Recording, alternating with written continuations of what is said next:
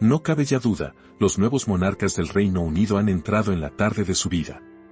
Por eso, la sombra de las preguntas sobre lo que ocurrirá cuando mueran sigue recorriendo en silencio los pasillos del poder y las páginas de los periódicos. ¿Y si ese día llega para el rey Carlos?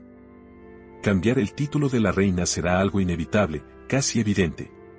El 6 de mayo, en la solemnidad y el ritual ancestral de la abadía de Westminster, el rey Carlos III fue proclamado oficialmente. La ceremonia, presenciada por 20 millones de miradas desde todo el país, se convirtió en un hito solemne. Sin embargo, poco después, estalló una noticia impactante. Mellor fue expulsada del palacio. Y esta vez, la causa no se limitaba a escándalos o joyas desaparecidas misteriosamente. Una nueva prueba, afilada como una hoja, la vinculaba directamente con la muerte de la princesa Diana. La familia real se tambaleó. El público estalló en indignación. Ante tal peso, el rey Carlos no tuvo más camino que actuar. Las sospechas que llevaban años latentes quedaron selladas por una prueba definitiva. No eran rumores. Era el momento en que todo se invertía, cuando la corona ya no podría volver a ser como antes. Detrás de ese telón silencioso, se desarrollaba una investigación secreta que solo conocían los elegidos. En marzo de 2025, el príncipe Guillermo autorizó en silencio una auditoría legal ultrasecreta, siguiendo cada huella del suceso de 1997, la muerte de la princesa Diana.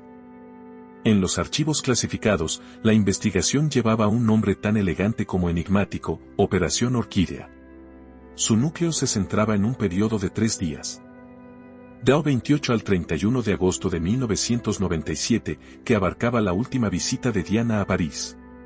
Un expediente judicial de 2003, desestimado en su día, fue reabierto y reveló cambios de seguridad inusuales, especialmente en torno al equipo de protección de Diana. Este documento nombraba a personas de Clarence House, incluidos nombres ligados al círculo más cercano de Camila. Lo que durante años se había considerado un accidente se examinaba ahora como una maniobra de distracción calculada al milímetro. En mayo de 2025, surgió un nuevo recuerdo en el testimonio del exinvestigador francés Jean-Luc Martin. Afirmó que el expediente del accidente había sido modificado en septiembre de 1997 por petición de la embajada británica. Los nuevos documentos mostraban un cambio clave. El itinerario de escolta de Diana se había retrasado 12 horas debido a una reasignación de personal de última hora. Los registros de vigilancia revelaban la existencia de correos electrónicos secretos, con sellos antiguos del ISI, enviados desde Clarence House, que contenían instrucciones sobre cómo manejar un lenguaje de riesgo que podía provocar una inestabilidad sin precedentes vinculada al caso. Luego apareció una prueba aún más grave: la revelación de un denunciante del MI6. Se descifraron archivos de audio, uno de ellos con marca de tiempo de las 22:15 del 29 de agosto de 1997. En la grabación, una voz confirmada después como la de Camila preguntaba: ¿está seguro de que el convoy puede esperar? Aquel convoy, retrasado 45 minutos, nunca llegó a su destino.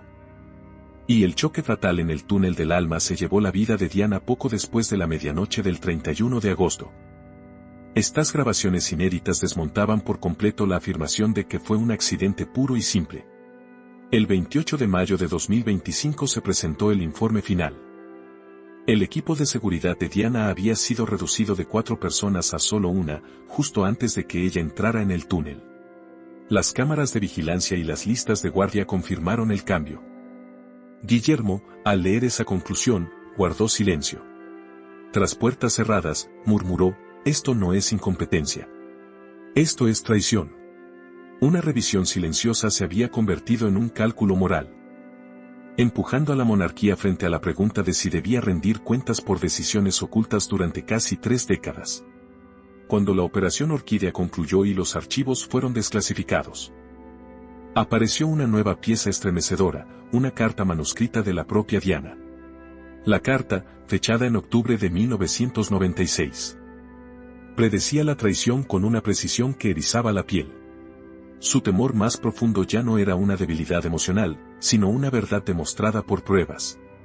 Y reescribió la historia, redefiniendo la culpabilidad dentro del palacio. En junio de 2025, expertos forenses de los archivos reales de Edimburgo confirmaron la autenticidad de la carta escrita el 12 de octubre de 1996. Este documento, sellado durante 29 años, estaba guardado en la bóveda privada del antiguo mayordomo Paul Bureau. El análisis forense confirmó que la tinta, el papel y la caligrafía coincidían con el material que Diana usaba en el Palacio de Kensington. En la carta, advertía, hay un plan. Camila tiene más poder del que nadie imagina. Aquellas palabras. Los juristas comprendieron rápidamente que no era solo una confesión personal, sino un testimonio con valor probatorio.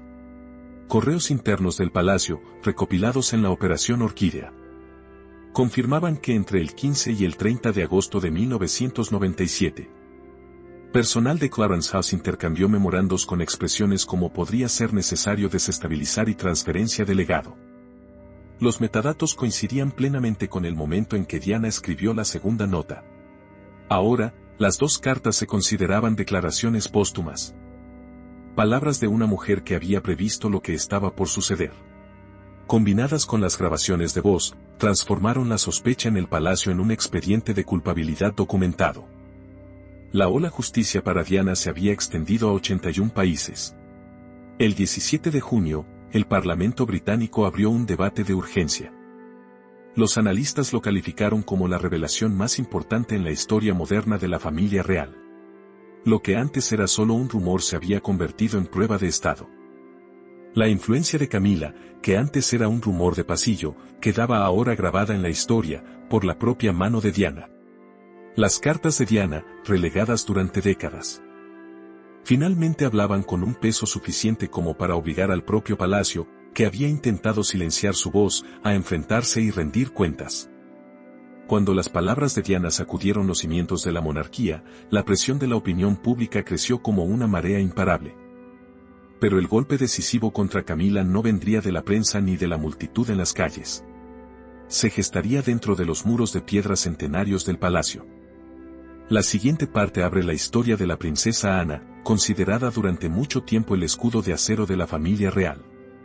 Fue ella quien, con firmeza y una visión inquebrantable, descubrió el vínculo financiero secreto entre Camila y el suceso fatal de 1997. Y lo que hizo Ana después dejó al mundo entero sin aliento. En julio de 2025, con un cuidado extremo en cada detalle y una lealtad absoluta al legado de su madre, Ana inició una investigación independiente, completamente separada de la Operación Orquídea. Sabía bien que el palacio necesitaba algo más que pruebas cargadas de emoción. Por ello, centró sus esfuerzos en seguir el rastro de las transacciones financieras de las cuentas de Clarence House.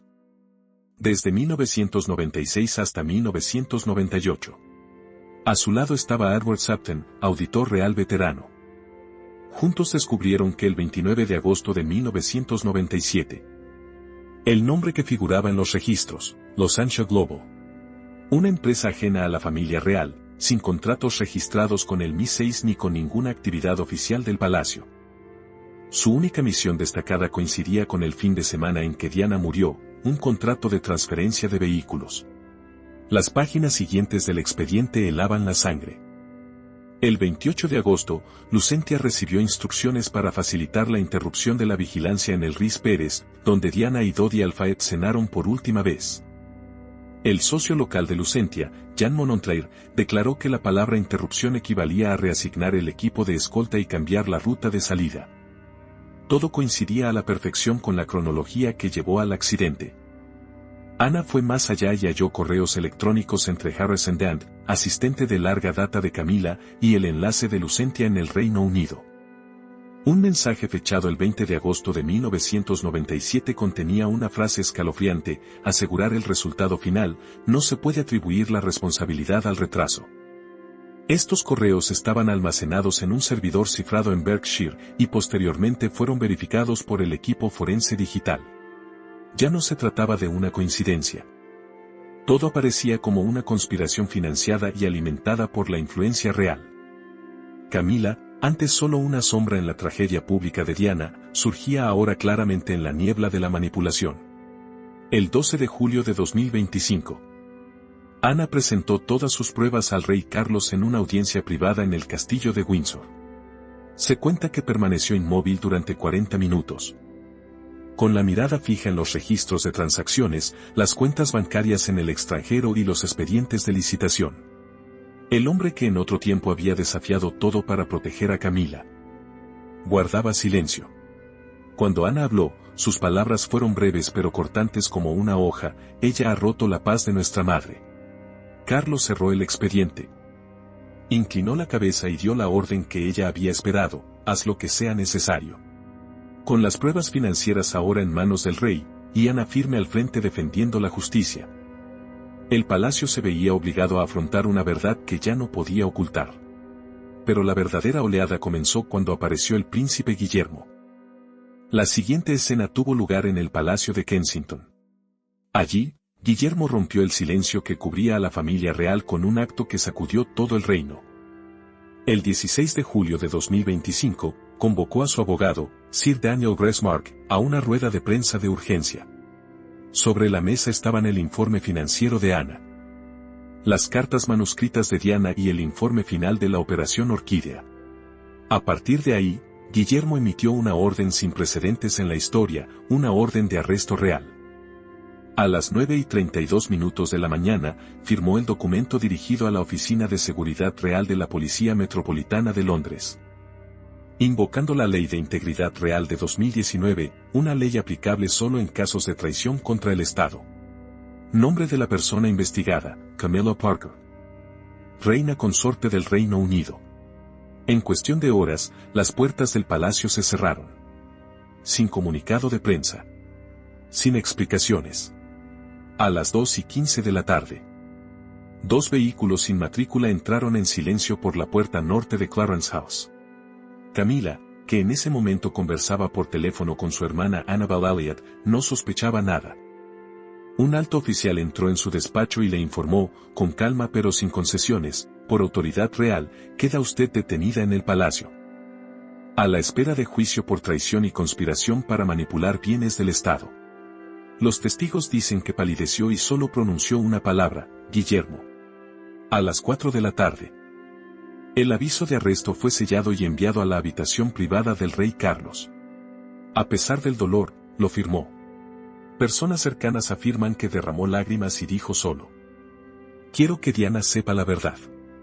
Al día siguiente, Camila quedó oficialmente bajo arresto domiciliario, confinada en el ala este del Palacio de Balmoral bajo vigilancia a las 24 horas. Su equipo de seguridad real fue retirado, y todas sus comunicaciones quedaron bajo control estricto de la oficina legal del palacio. En los documentos, seguía ostentando el título de reina consorte.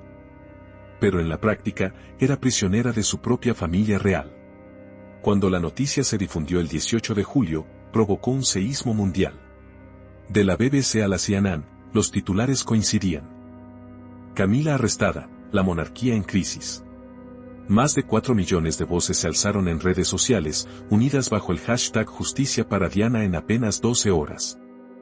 Frente a Clarence House y el Palacio de Buckingham, multitudes apretadas levantaban pancartas con un mensaje contundente: 30 años han sido demasiado.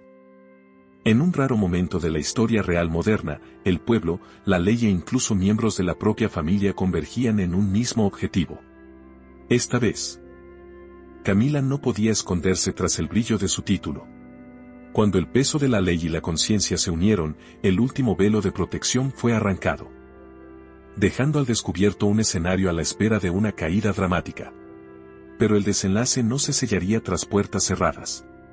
Resonaría en el propio salón de Westminster, donde un juicio público estaba a punto de sacudir a todo el reino. Y en la siguiente parte de la historia, todos tendrían los ojos puestos en el proceso que lo cambiaría todo.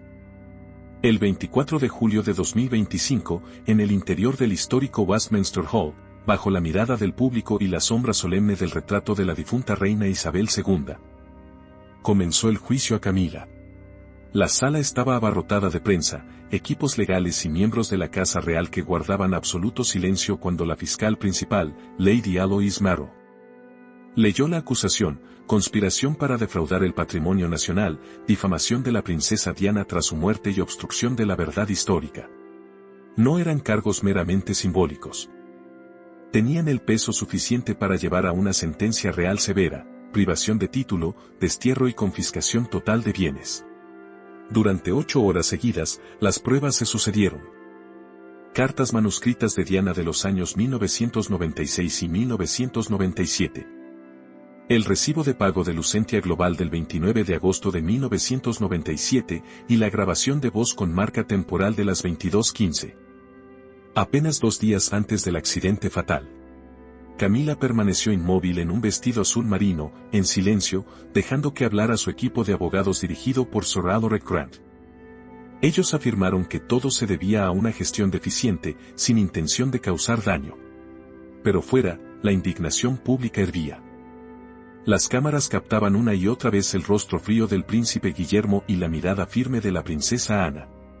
El punto álgido llegó el 25 de julio, cuando Guillermo subió al estrado. Con la carta de su madre en la mano. Querían que me mantuviera alejado, leyó despacio.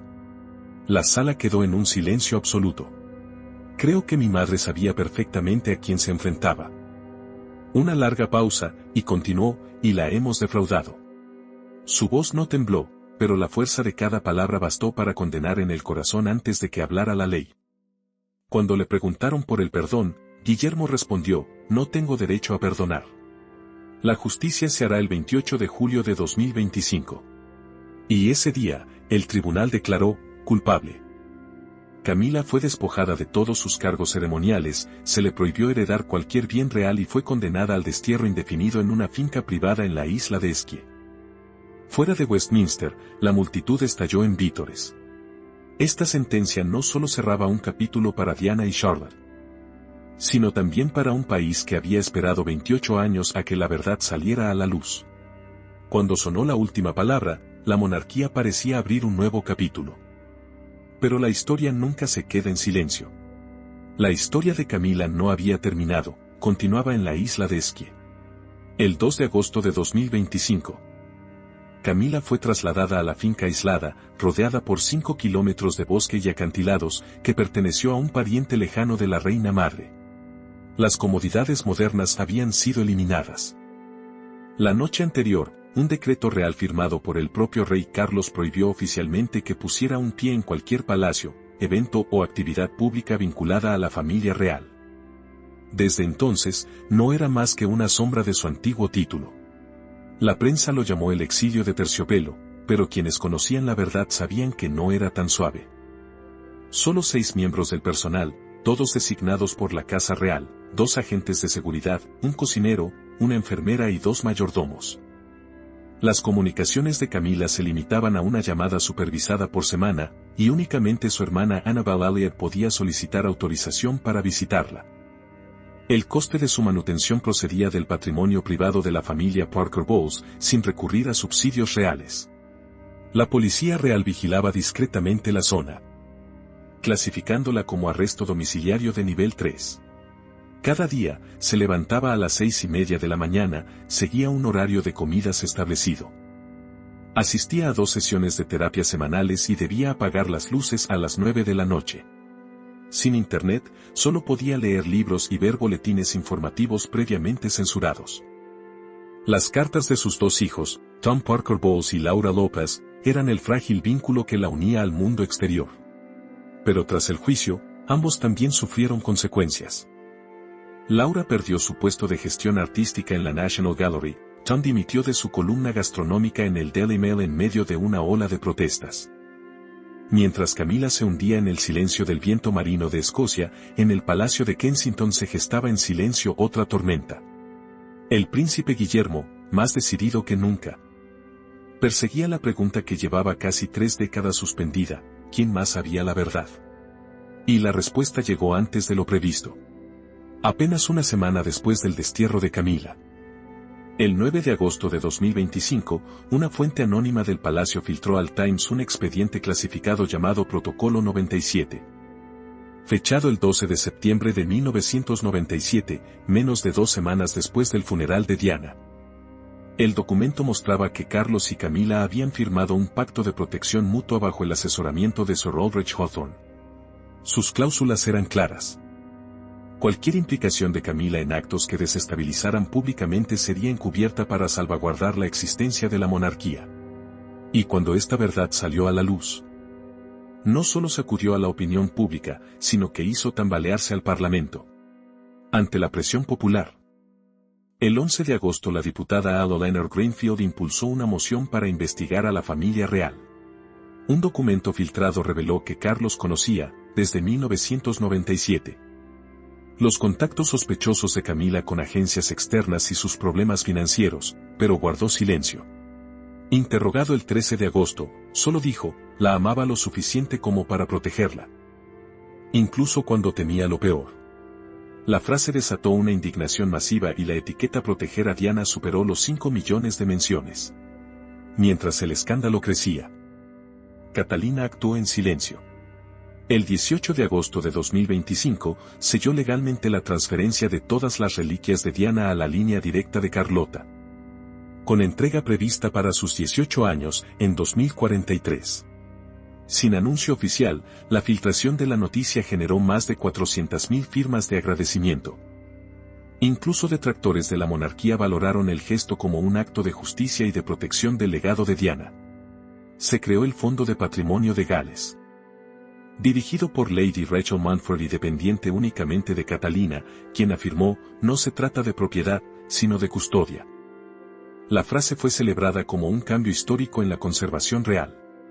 El 24 de agosto, miles de personas marcharon en Londres, Manchester, Cardiff y Edimburgo en vigilias espontáneas bajo el lema Almohadilla Diana de Servet-Petter, tendencia global durante 6 días en 31 países.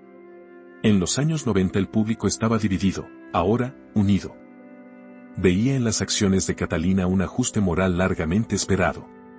La prensa habló de un ajuste histórico. Y las encuestas revelaron un rechazo masivo hacia Camila y un golpe irreversible a la imagen de Carlos. Lo que sorprendió a la familia real fue el apoyo a Carlota, convertida a sus 10 años en símbolo del legado de Diana.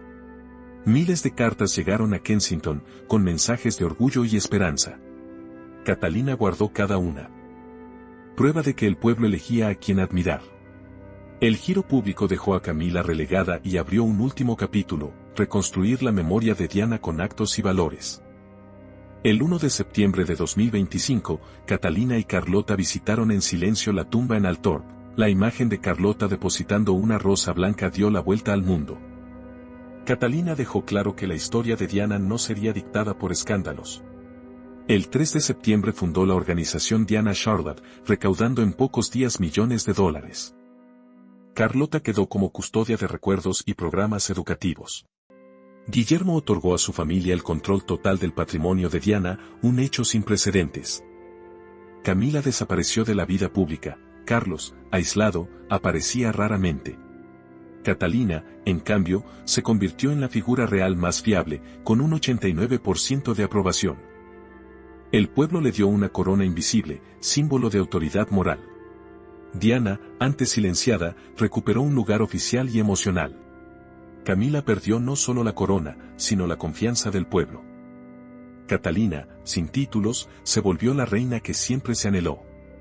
Y a través de Carlota, ese legado vivirá, la verdadera corona siempre estuvo en el corazón.